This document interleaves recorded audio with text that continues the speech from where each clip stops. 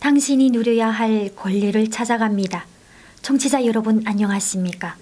자유북한 방송에서 보내드리는 북한 인권 이야기 시간의 이혜린입니다.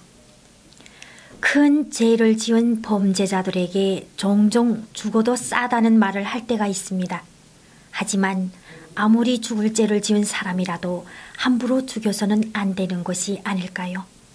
그것은 바로 모든 범죄에 대해서 국가가 규정한 법률에 따라 처벌하는 것이 기본이기 때문입니다. 사형을 집행하는 경우에도 마찬가지입니다. 특히 사형은 생명이 걸린 문제인 만큼 신중하게 처리해야 하며 형을 집행할 때에도 최소한 인간으로서의 존엄성을 지켜줘야 합니다. 그런데 북한에서는 법은 물론 인간의 존엄성을 철저히 짓밟고 있습니다. 오늘 이 시간에는 공개 처형과 인민의 생명권이라는 주제로 이야기하도록 하겠습니다. 북한 주민들은 공개 처형에 대해서 별다른 반응을 보이지 않습니다. 너무 많이 봐왔기 때문에 공개 처형이 있다고 하면 귀찮게 생각하는 사람이 있을 정도입니다. 하지만 외부 세계에서는 북한의 공개 처형에 대해서 크게 충격을 받고 있습니다. 실제로 2005년에 한 일본 방송사에서는 해룡에서 있었던 공개 처형 영상을 입수해 공개한 적이 있습니다. 군중들이 구경하는 가운데 사형수가 총을 맞고 쓰러지는 영상이었는데 말로만 듣던 공개 처형 장면을 보고 전 세계가 그야말로 경악을 했습니다.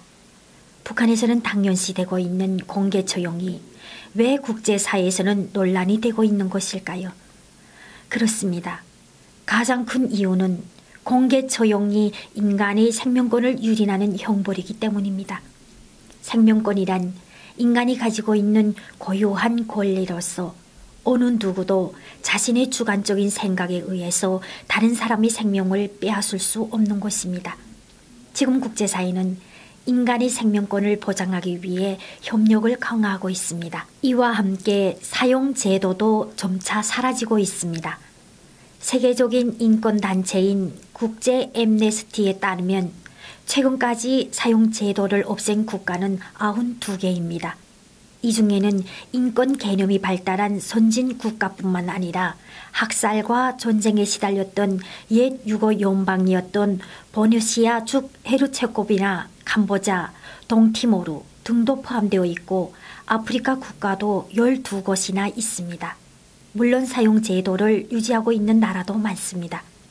사형이 가장 많은 대륙은 아시아인데 한국을 비롯해 일본, 대만, 싱가포르 등은 사형 제도를 유지하고 있습니다.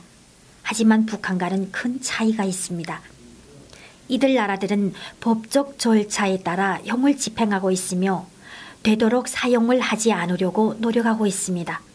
한국의 경우에는 1997년 이후 사형을 집행한 적이 없어서 실질적인 사형 폐지국으로 분류되기도 합니다. 예외적으로 중국의 경우는 사정이 좀 다릅니다. 중국은 전 세계 사형 집행 건수의 4분의 3을 차지하는 것으로 추정되고 있고 북한처럼 공개 처형도 존재합니다. 그러나 공개 처형 실태만을 놓고 북한과 중국을 비교한다면 역시 큰 차이를 볼 수 있습니다.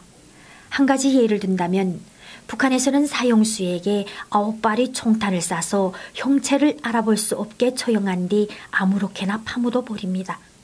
최근에는 9발 이상의 총탄을 발사하여 처형한다는 말도 들려옵니다. 반면 중국에서는 단발로 끝내며 사형을 집행한 이후에는 화장을 해서 가족에게 건네줍니다. 그렇다고 공개 총살을 두둔하는 것은 아닙니다. 현재 중국의 공개 처형도 비난을 받고 있는데 북한에서는 중국보다 몇 배 더 잔인한 처형이 이루어지고 있다는 말입니다.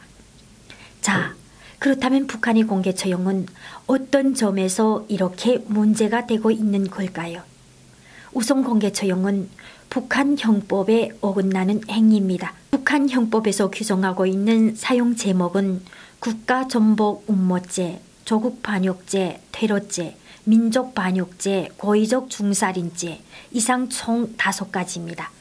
이들 범죄를 저질렀을 때도 정상이 특히 무거운 경우에 사용을 할 수 있다고 규정하고 있습니다. 하지만 북한의 실상은 이와는 다릅니다. 공개 처용이 대폭 증가한 것은 1990년대 중반 권원의 행군 시기부터입니다. 식량난으로 사회 질서가 어지러지자 김정일은 공포를 국대화하는 방식으로 혼란을 수습하려고 했습니다. 단순한 총살로는 별다른 자극을 주지 못하자 머리와 가슴과 배에 각각 3발씩 총 9발의 총탄을 쏘는 사용 방식도 이 무렵에 나왔습니다. 문제는 사용 제목이 형법에서 규정한 것과는 다르다는 데 있습니다. 살인과 같은 중범죄자가 처용되는 일도 있었지만 두부콩 2kg을 훔친 죄, 도둑질 3번에 강냉이 60kg을 훔친 죄, 공장 물건을 빼돌린 죄 등 사소한 범죄 행위에 대해서도 공개 처용을 했던 것입니다.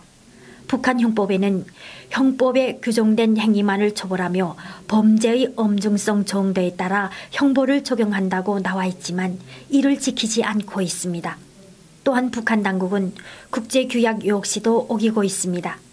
세계인권선언 5조와 6조를 보면 어느 누구나 잔혹하거나 비인도적 형벌을 받지 아니하고 모든 사람은 어디에서나 법 앞에 인간으로서 인정받을 권리를 가진다고 규정되어 있습니다. 또한 북한이 이행할 의무가 있는 시민적 정치적 권리에 관한 국제규약 6조를 보면 사형을 폐지하지 않은 국가에 있어서 사형은 범죄 당시의 현행법과 여러 국제규약을 위반하지 않은 범위에서 가장 중한 범죄에 대해서만 선고할 수 있다고 나와 있습니다. 또한 사형을 선고받은 경우에는 누구나 형벌을 면제하거나 또는 형을 줄여줄 것을 요구할 권리를 가진다고 나와 있습니다. 하지만 북한에서는 재판 직후 사형을 집행하고 있으며 변호인의 도움도 받을 수가 없습니다. 자기를 변호할 수 있는 권한도 주어지지 않고 있습니다. 이처럼 북한은 국내법은 물론 국제규약도 전혀 지키지 않고 있습니다. 지금 국제사회는 중세 시대에나 볼 수 있는 공개 처용이 북한에서 벌어지고 있는 것에 대해 크게 우려하고 있습니다. 북한 당국도 이를 의식해 공개 처용을 줄이거나 형법을 국제규약에 맞게 개정하는 등의 반응을 보이기도 했습니다. 하지만 지금도 여전히 필요한 때면 공개 처용을 진행하고 있으며 그 방식도 달라지지 않고 있습니다.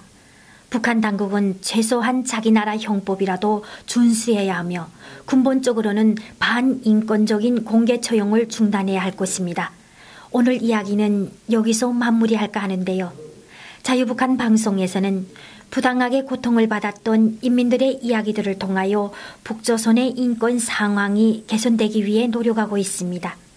여러분의 권리를 찾는 하루가 되길 바라면서 북한 인권 이야기 시간을 마치겠습니다. 감사합니다.